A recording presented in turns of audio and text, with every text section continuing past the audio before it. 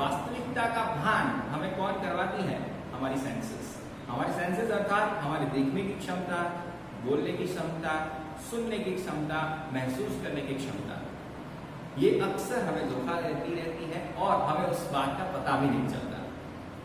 उदाहरण के तौर पे देखते हैं, रोज हम सूर्योदय और सूर्यास्त देखते हैं, पर क्या वो वास्तविक है? जी ना। सूर्योदय और सूर्यास्त और लगातार हमें जो सूरज जिस स्थान पर दिखता है वो हमेशा वहां पर 8 मिनट 20 सेकंड लेट ही आता है। ठीक है, यानी कि मैं फिर से वो दोहराता हूं कि जो होता है वो दिखता नहीं और जो दिखता है वो होता नहीं। स्वागत है आप सभी का तीसरे वीडियो लेक्चर में। मैं जिग्नेश कौशल आप सभी प्रिय विद्यार्थियों का हार्दिक स्वागत करता हूं। मैंने लास्ट वीडियो लेक्चर में आपसे 3 सवाल किए, ठीक है, उसका पहले उत्तर देखते हैं और फिर आज का सेशन शुरू करते हैं। पहला सवाल था ब्रह्मांड में सबसे तेज क्या है, और उसका उत्तर उसी लेक्चर के अंदर मैंने बता दिया। ब्रह्मांड में सबसे तेज प्रकाश है। प्रकाश का वेग या प्रकाश की चाल 3 × 10⁸ मीटर प्रति सेकेंड अर्थात 3 लाख किलोमीटर प्रति सेकेंड होती है, और उससे तेज वास्तविक कोई भी चीज मुमकिन पूरे ब्रह्मांड में नहीं है। ठीक है, उसे ब्रह्मांड का नियतांक भी कहा जाता है। ठीक है, यानी कि यूनिवर्सल कांस्टेंट, उसके पार जाना मुमकिन नहीं। दूसरा सवाल था कि पृथ्वी से सबसे नजदीक स्टार यानी कि सितारा कौन सा है। ठीक है, तो सबसे पहला उत्तर आएगा उसका द सन यानी सूर्य। ठीक है, और उसकी पृथ्वी से दूरी कितनी है उसे 1 AU कहा जाता है, एस्ट्रोनॉमिकल यूनिट।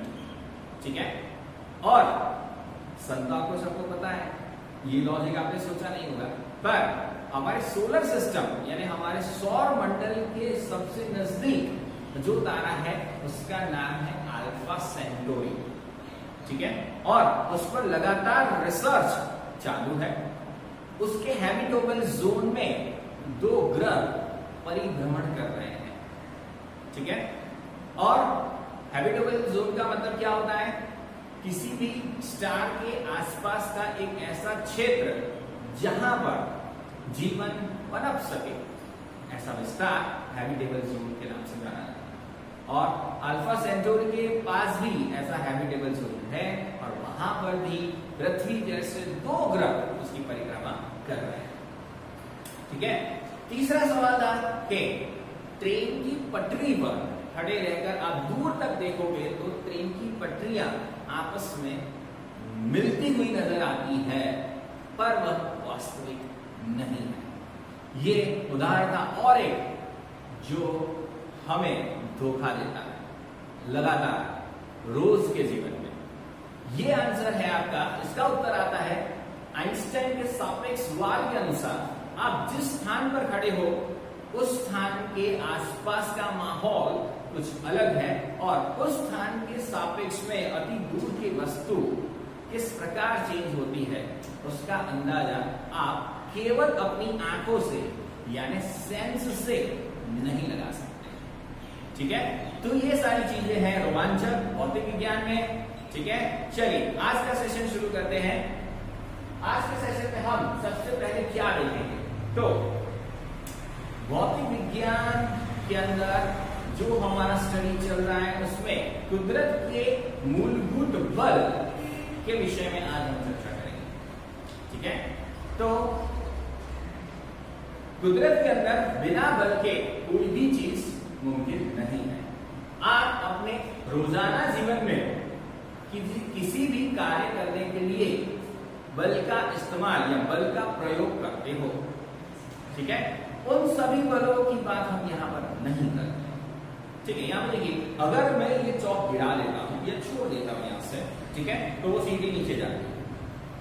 सबको पता है क्यों जाती है, गुरुत्वाकर्षण बल के कारण।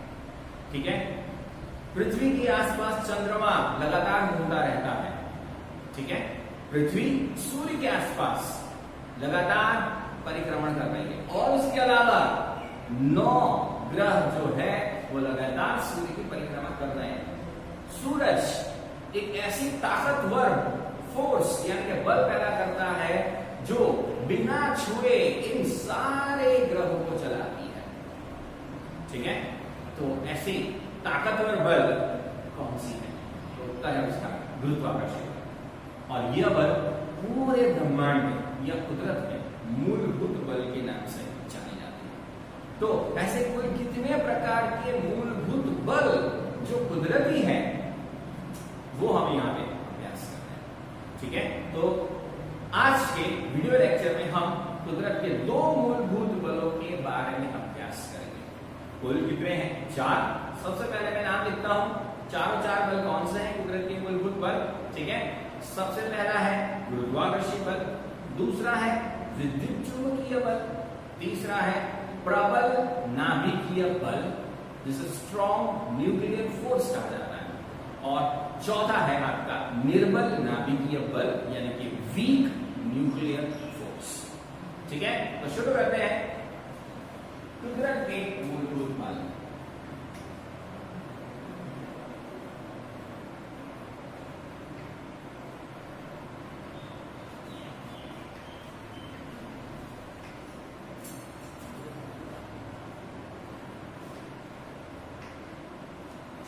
पहला कौन सा आएगा आपका?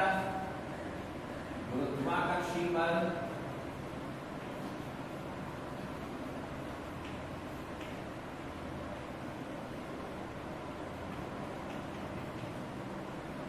दूसरा विद्युत चुंबकीय बल।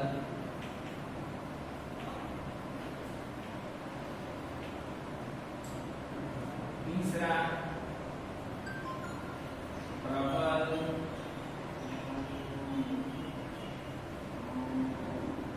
नाभिकीय बल।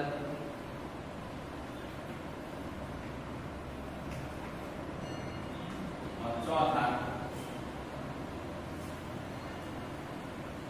निर्बल नाभिकीय बल।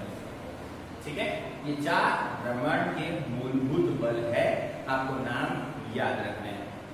ठीक है, सबसे पहले गुरुत्वाकर्षण बल के बारे में अभ्यास करें। तो गुरुत्वाकर्षण बल का सिद्धांत आपको जैसे पता है कि महान वैज्ञानिक सर आइजैक न्यूटन ने दिया। ठीक है, और सर आइजैक न्यूटन ने इसका गाणितिक समीकरण भी तैयार कर लिया था, और उसका गाणितिक स्वरूप क्या है वह हम देखते हैं। पर हमेशा याद रखिए कि क्या चीज किसी भी पदार्थ की होती है जो गुरुत्वाकर्षण बल उत्पन्न करती है, या फिर गुरुत्वाकर्षण बल उत्पन्न करने के लिए पदार्थ का कौन सा गुणधर्म उसके लिए उत्तरदायी है, वो आपको याद रखना है। उत्तर है द्रव्यमान।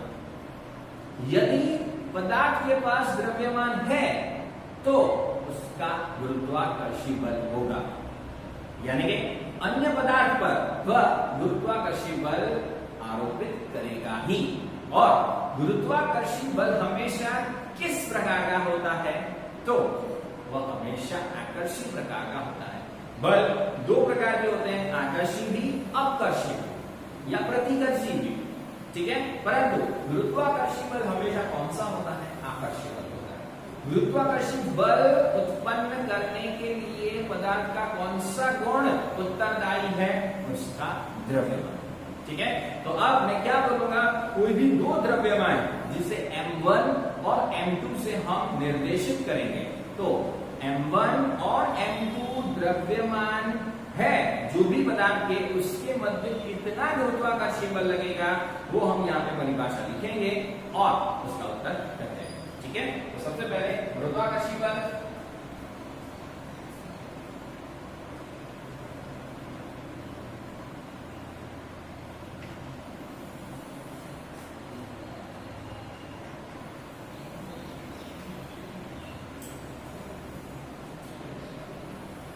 यह मूलभूत बल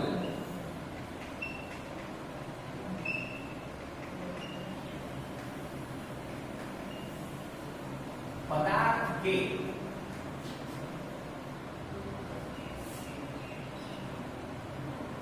द्रव्यमान के कारण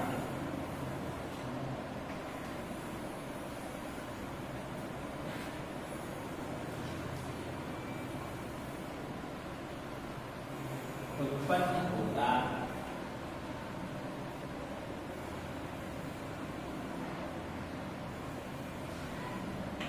है। ठीक है, कितना? तो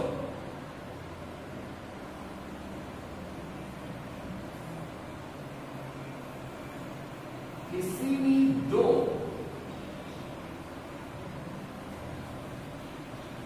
M1 एवं M2 द्रव्यमान वाले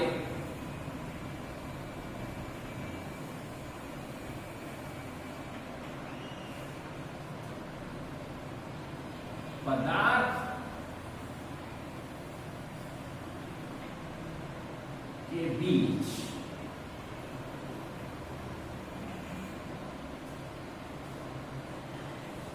गुरुत्वाकर्षण बल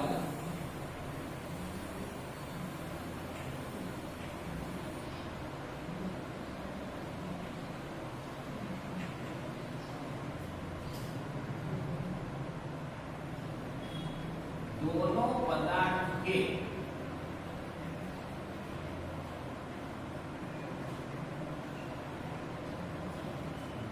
द्रव्यमान के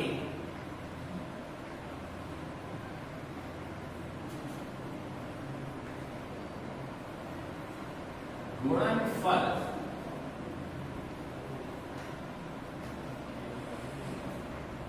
के समानुपाती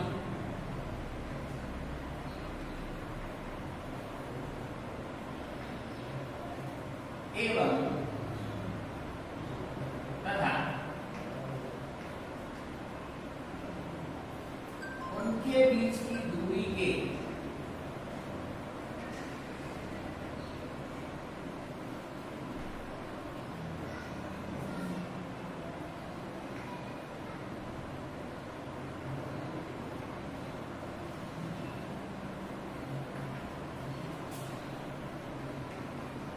वर्ग के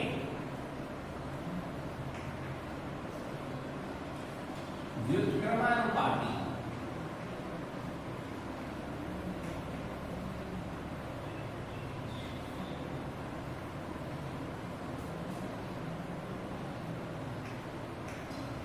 होता है। परिभाषा मैं फिर से रिपीट कर रहा हूं, बहुत ध्यान से सुनिए और याद भी कर लीजिए। फिर से मैं रिपीट करता हूं, किसी भी दो पदार्थ जिसका द्रव्यमान M1 एवं M2 है, उनके मध्य लगने वाला गुरुत्वाकर्षण बल दोनों पदार्थ के द्रव्यमान के गुणनफल के समानुपाती तथा उनके मध्य जितनी दूरी है उसके वर्ग के व्युत्क्रमानुपाती होता है।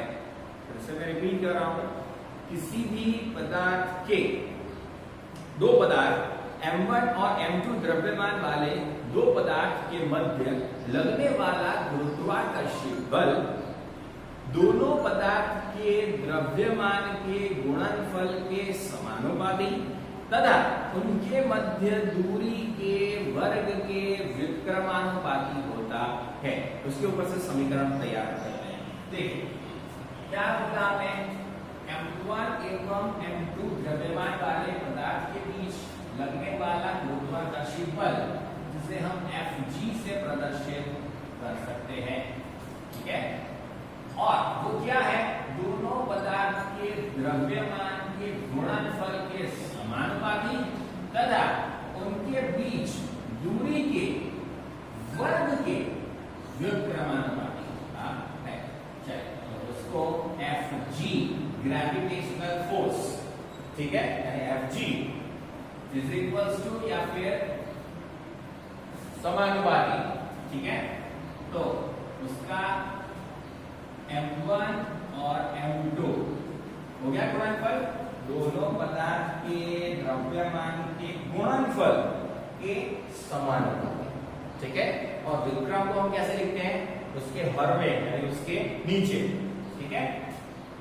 मान लेते हैं उनके मध्य दूरी r है, x है, y है, z है और उसके वर्ग, ठीक है। उन दोनों के मध्य दूरी के वर्ग के व्युत्क्रमानुपाती होता है, ठीक है। अब ये सप्रमाणता हम हटा देंगे तो क्या आता है, नियतांक। सप्रमाणता हटाएंगे तो क्या आएगा, नियतांक। उस नियतांक को कैपिटल G से निर्देशित किया जाता है। तो बराबर में क्या आ गया, G m1 m2 बटा r²। ये समीकरण है दो पदार्थों के बीच लगने वाले गुरुत्वाकर्षण बल का, ठीक है।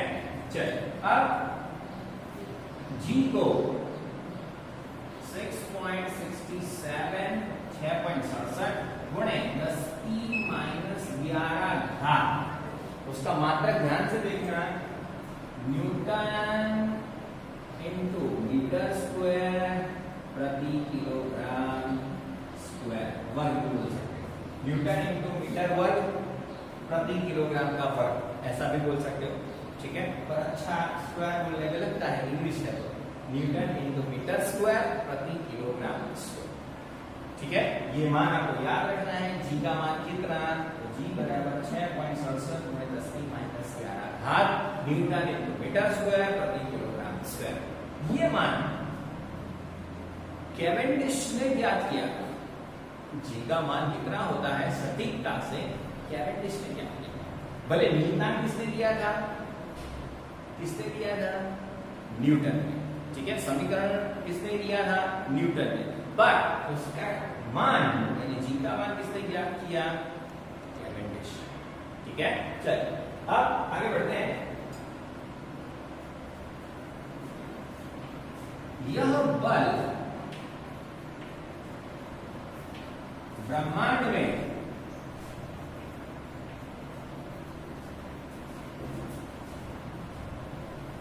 सबसे कमजोर बल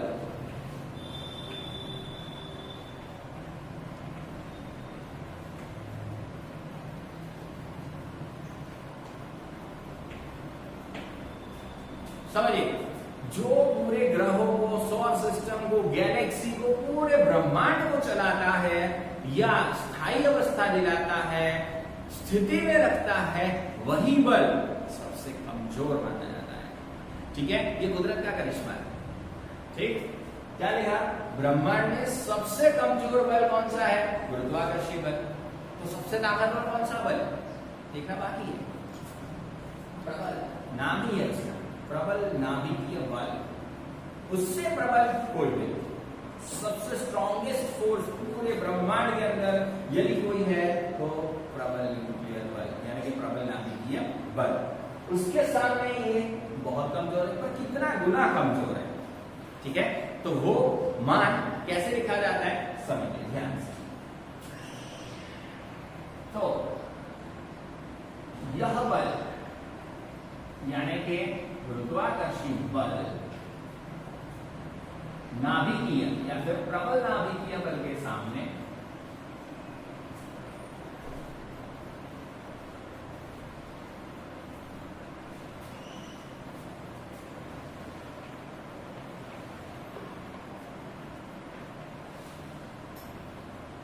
दस की 39 घात 39 पावर गुना निर्बल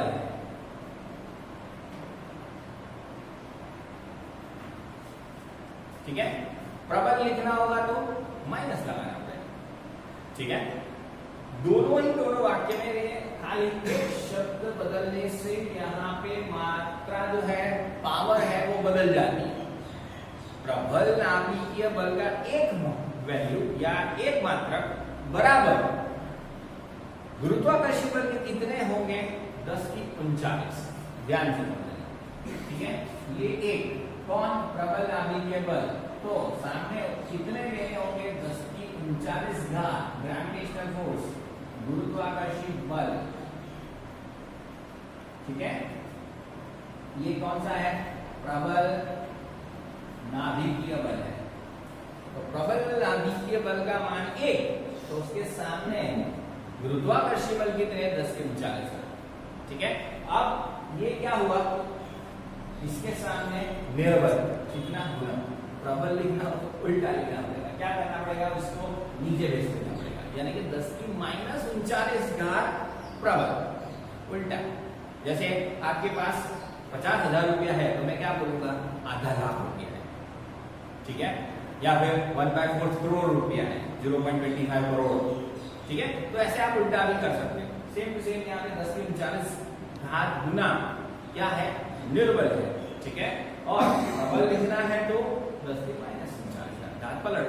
ठीक है, तो ये हुआ कंपैरिजन, यानी तुलनात्मक। किसकी तुलना की हमने? उसकी पावर, उसकी प्रबलता को नाभिकीय बल के साथ हमने उसकी तुलना कर। ठीक है,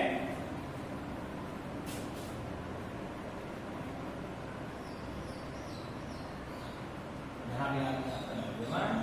ठीक, अब आगे बढ़ते हैं दूसरे पद की ओर। विद्युत चुंबकीय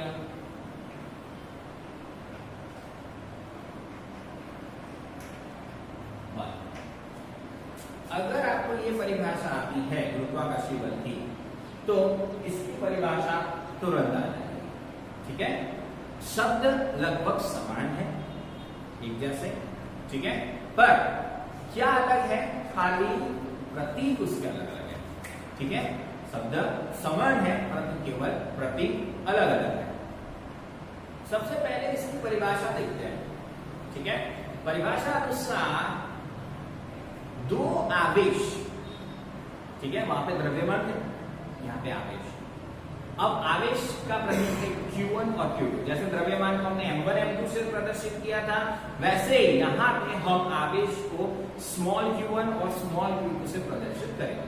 अब दो आवेश Q1 और Q2, उनके मध्य लगने वाला बल, जिसे हम Fe इलेक्ट्रिक फोर्स और इलेक्ट्रोमैग्नेटिक फोर्स के नाम से जानते हैं, वह बल F दोनों आवेशों के गुणनफल के समानुपाती तथा उनके मध्य दूरी के वर्ग के व्युत्क्रमानुपाती होता है। इसके जैसा ही है, वहां पे द्रव्यमान था, यहाँ पे क्या है? आवेश। बाकी सबका सब वही का वही है, यानी कि गुणनफल के समानुपाती, उनके मध्य दूरी के व्युत्क्रमानुपाती। ठीक है, पर जैसे वहां पर मैंने बताया कि पदार्थ का कौन सा मूलभूत गुणधर्म या कौन सी ऐसी चीज है द्रव्यमान के पास या पदार्थ के पास या कण के पास जो इस बल को, यानी विद्युत चुंबकीय बल को या विद्युतीय बल को उत्पन्न करती है या उसके लिए उत्तरदायी है, तो उत्तर है उसका आवेश। ठीक है, जैसे किसी भी कण का द्रव्यमान गुरुत्वाकर्षी बल उत्पन्न करने के लिए उत्तरदायी है, उसी प्रकार किसी भी कण के ऊपर का आवेश विद्युतीय बल उत्पन्न करने के लिए उत्तरदायी है। आवेश कितने प्रकार के होते हैं? दो प्रकार के। कौन कौन से? धनावेश एवं ऋणावेश। दो धनावेश के बीच में या दो ऋणावेश के बीच में कौन सा बल लगता है? प्रतिकर्षी बल। एक धनावेश और एक ऋणावेश के बीच में कौन सा बल लगता है? आकर्षी बल। ये हमें पता है। ठीक है, तो सबसे पहले हम क्या लिखते हैं? क्यों ये उत्पन्न होता है और उसके बाद उसकी परिभाषा। ठीक है, चलिए लिखते हैं। तो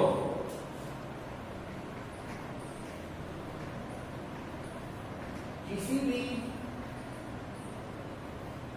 कण या पदार्थ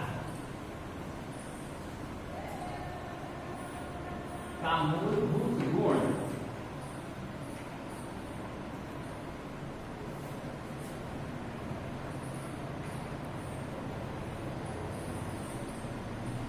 ठीक है, जिसे क्या कहा जाता है?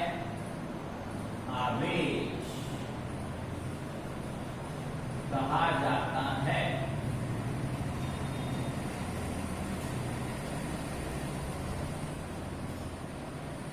उसके कारण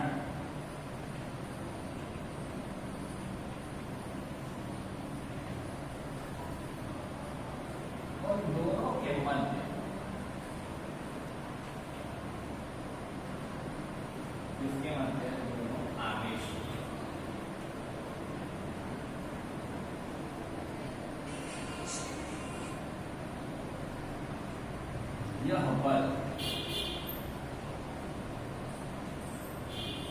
उत्पन्न।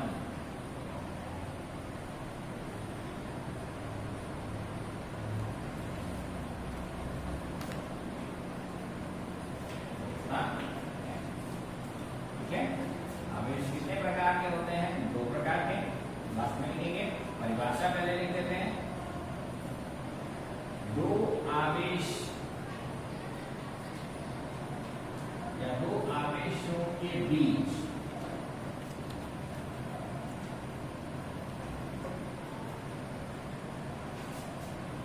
विद्युतीय बल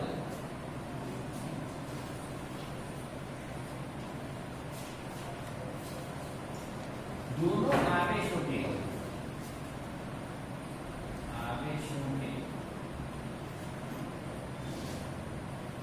गुणनफल के समानुपाती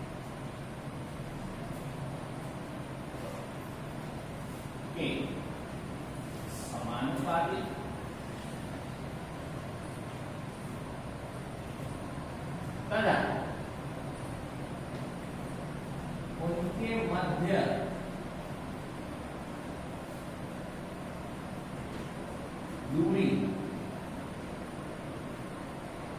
के वर्ग के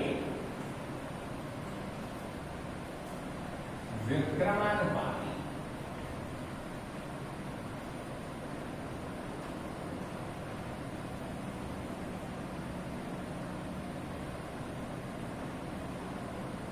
होता है। ठीक है, तो फिर से मैं रिपीट कर देता हूं। दोनों आवेशों के मध्य लगने वाला बल दोनों आवेशों के गुणनफल के समानुपाती तथा उनके मध्य दूरी के वर्ग के विक्रमानुपाती होता है। समीकरण लिखते हैं फटाफट। ठीक है, therefore Fe इलेक्ट्रिक फोर्स। ठीक है, अब यहां पे क्या आएगा? Q1 Q2 हो गया गुणनफल और समानुपाती, और उनके मध्य दूरी मान लेते हैं R है, तो R के वर्ग के विक्रमानुपाती। विक्रम को हम कहां लिखते हैं? उसके हर पे। ठीक है, नीचे। therefore Fe is equals to K Q1 Q2 भाग R स्क्वायर। जैसे मैंने बताया कि सप्रमाण आ जाएगी तो नियतांक आएगा। इस नियतांक को क्या कहा जाता है? तो इसे कूलॉम का अचलांक या नियतांक कहा जाता है। ठीक है, और K बराबर इसका मान है 9 गुणे 10 की 9 घात न्यूटन इंटू मीटर स्क्वायर प्रति कूलॉम का स्क्वायर। अब कूलॉम को C से प्रदर्शित किया जाता है। ठीक है, इसका नाम क्या है? कूलॉम का नियतांक। ठीक है, कूलॉम का नियतांक।